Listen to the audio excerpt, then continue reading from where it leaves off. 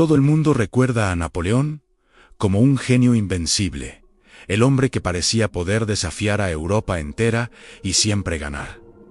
Pero en 1812, incluso un genio puede equivocarse, y ese error cambió el curso de la historia de una manera que pocos se atreven a admitir. La historia popular te dirá que fue el invierno ruso lo que destruyó al ejército francés, que la nieve, el frío y las tormentas fueron los villanos. Pero eso es solo una parte de la verdad, y una parte que oculta lo realmente importante: la elección de Napoleón. Napoleón no era un principiante. A sus 43 años, había conquistado gran parte de Europa. Su ejército era el más grande y mejor entrenado del mundo. Había derrotado coaliciones, cruzado ríos, vencido montañas. Su reputación era casi mítica. El mundo lo miraba con admiración y miedo, a partes iguales. Y en esa cima del poder, Napoleón tomó la decisión más peligrosa de su carrera al invadir Rusia. ¿Por qué? No por necesidad. No porque Rusia fuera una amenaza inmediata, sino por orgullo, por obstinación y por una ilusión de control que le parecía invencible. En el corazón de Europa, el bloqueo continental había sido un fracaso parcial. Rusia, al romper los acuerdos, desafiaba la autoridad francesa. Napoleón veía esto como un insulto personal. Su reacción no fue diplomática, fue militar. Decidió que la solución debía ser rápida, decisiva y absoluta. Y así nació la invasión de 1812.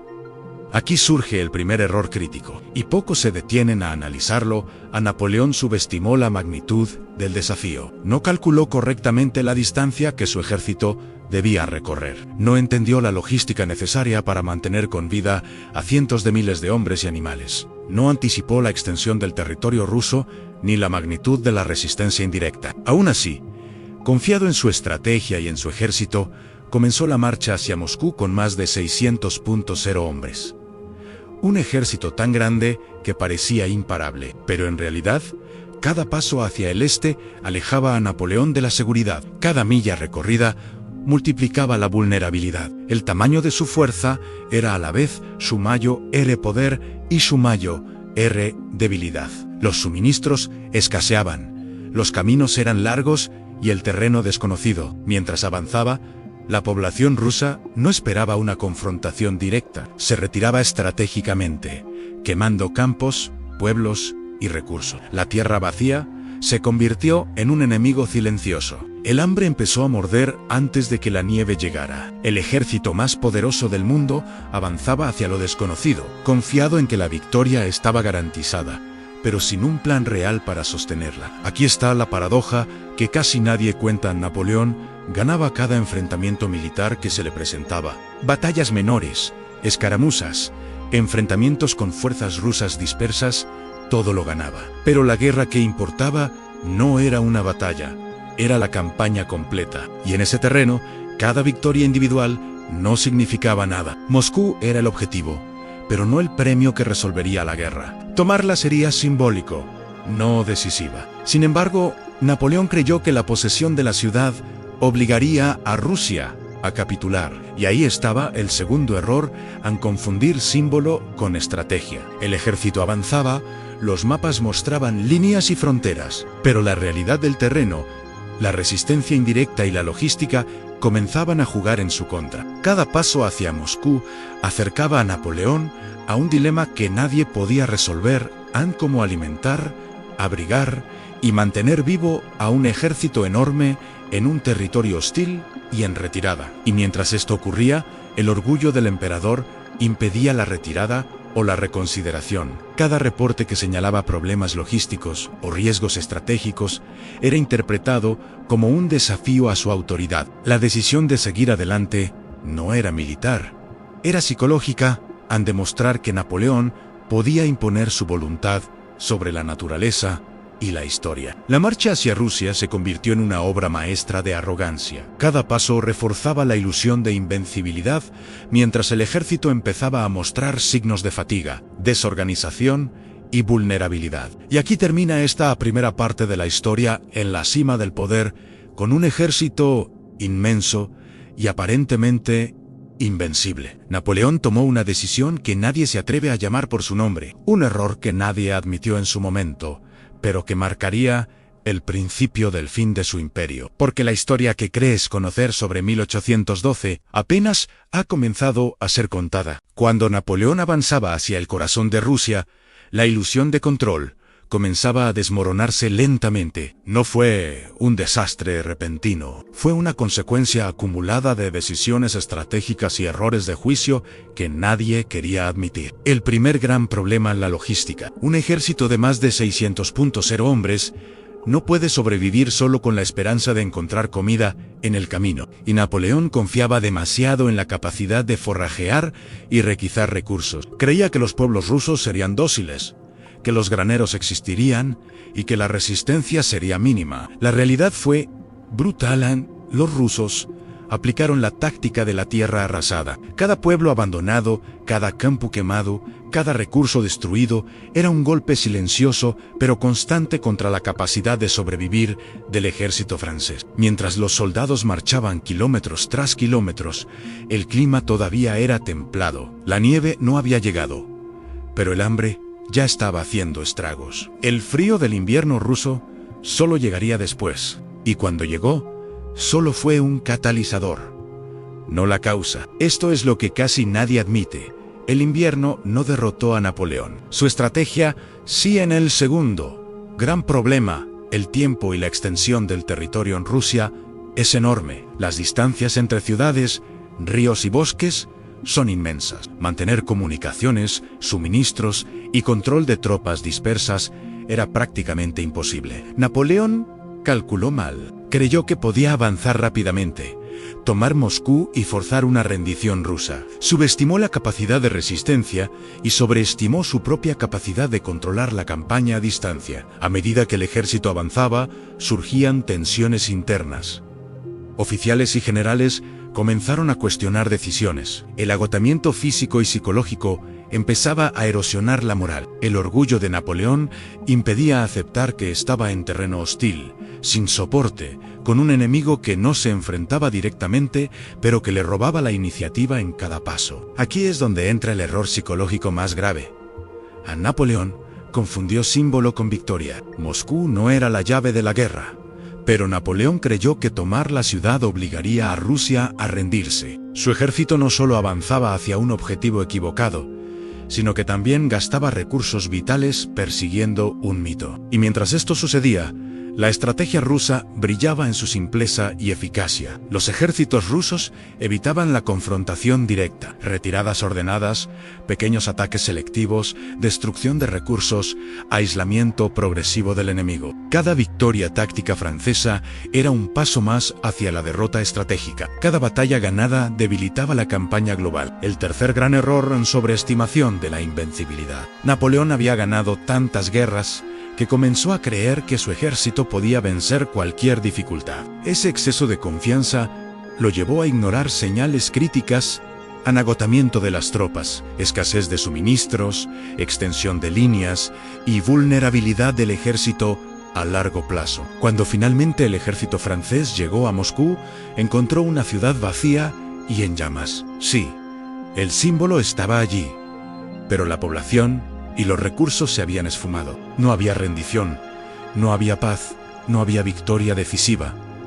Napoleón había ganado la ciudad y perdido la campaña. Este es el momento en que la historia comienza a mostrar su cruel ironía.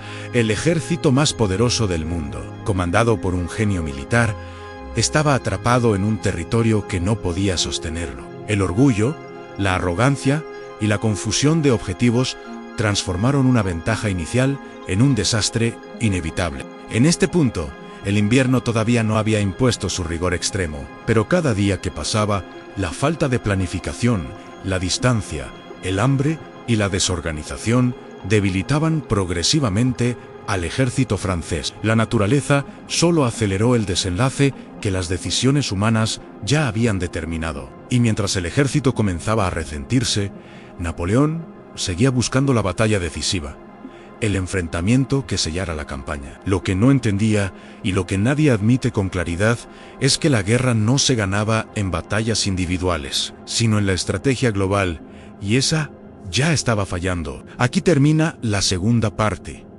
El ejército francés sigue avanzando, confiado y fuerte en apariencia, mientras la red de errores estratégicos, decisiones impulsivas y sobreestimación del enemigo se cierra lentamente a su alrededor. El fin de la campaña aún no ha llegado, pero el principio del desastre ya está escrito. Ahora llegamos al momento donde la trampa rusa muestra su verdadera fuerza. Napoleón y su ejército han avanzado cientos de kilómetros, agotados, hambrientos y dispersos, pero aún no lo saben. La victoria nunca estuvo al alcance. La táctica rusa fue simple, silenciosa y brutal. No necesitaban enfrentamientos directos para debilitar a Napoleón. Se retiraban estratégicamente, dejando tras de sí campos quemados, pueblos abandonados y recursos destruidos. Cada paso del ejército francés hacia Moscú era un paso hacia la desesperación. Napoleón, confiado en su capacidad de imponer su voluntad, veía la ocupación de Moscú como la solución final. Creyó que tomar la ciudad obligaría a los rusos a rendirse y de esa manera consolidar su triunfo. Pero Moscú ya no era un objetivo estratégico, era un símbolo vacío. El verdadero poder ruso no estaba en la ciudad, sino en la resistencia silenciosa del territorio y en la paciencia de sus líderes. Mientras el ejército avanzaba, la moral se desplomaba. El hambre, la falta de suministros y las largas jornadas sin descanso minaban la disciplina y la fuerza de los soldados. Muchos morían no por el combate, sino por agotamiento y enfermedad. Los caballos caían exhaustos y con ellos desaparecía la movilidad y la capacidad de transportar provisiones. El miedo empezó a infiltrarse en el corazón de la Grande Armée, un miedo silencioso que no necesitaba palabras. Y aquí se revela el error que nadie admite. Napoleón nunca reconoció que había subestimado la resistencia rusa y sobreestimado su capacidad de control. Su orgullo y su reputación lo cegaron. Creyó que cada victoria táctica lo acercaba a la victoria final, cuando en realidad cada paso lo alejaba más de la supervivencia de su ejército. Cuando finalmente llegaron a Moscú, encontraron una ciudad vacía y en llamas. Los rusos se habían retirado, dejando tras de sí solo cenizas y ruinas. La victoria parecía suya, pero la ciudad ocupada no significaba nada. Napoleón había ganado la batalla equivocada. La guerra, en su esencia, ya estaba perdida. Y entonces comienza la retirada el inicio del desastre absoluto. El invierno ruso finalmente llega, pero no como villano principal, sino como acelerador de un colapso que las decisiones humanas habían diseñado desde el principio. Los soldados, debilitados, comienzan a morir en masa. La disciplina se fragmenta. Los suministros son insuficientes. El frío solo agrava lo inevitable. El ejército que una vez parecía invencible, ahora se convierte en una sombra de sí mismo. Las marchas interminables, la escasez de alimentos, las enfermedades y los ataques rusos continuos reducen a la Grande Armée a un grupo agotado y desesperado. Napoleón, orgulloso y obsesionado, todavía busca enfrentamientos decisivos que nunca llegarán. Aquí vemos la lección que pocos reconocen.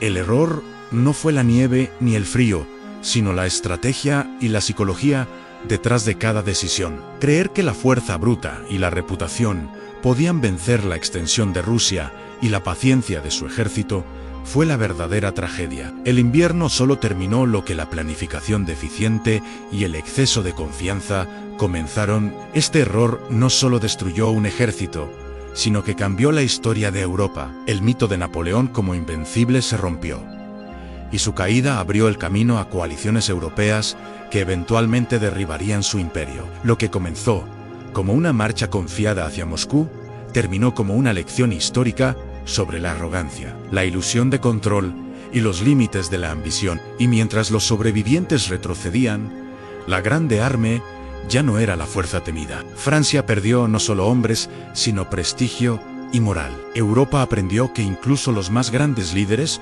pueden caer por errores que nadie se atreve a admitir. Pero esto todavía no termina. La historia nos deja una última lección, silenciosa pero poderosa. Las decisiones tomadas desde el orgullo y la ilusión de invencibilidad pueden ser más destructivas que cualquier enemigo externo. Y eso es lo que la mayoría olvida cuando mira la campaña de 1812 solo como el ejército derrotado por el invierno. La retirada de Rusia fue un espectáculo de caos absoluto. Lo que quedó de la Grande Armée ya no era un ejército, sino un ejército fantasma en hombres exhaustos, caballos muertos, carros abandonados y provisiones inexistentes. Cada kilómetro recorrido era un paso hacia la muerte. Cada decisión tomada en Moscú mostraba ahora su verdadero costo. Napoleón había llegado demasiado tarde para corregir el error. El orgullo que lo había llevado a avanzar sin considerar la logística y la resistencia rusa lo mantenía ahora atrapado en un ciclo de desesperación. Retirarse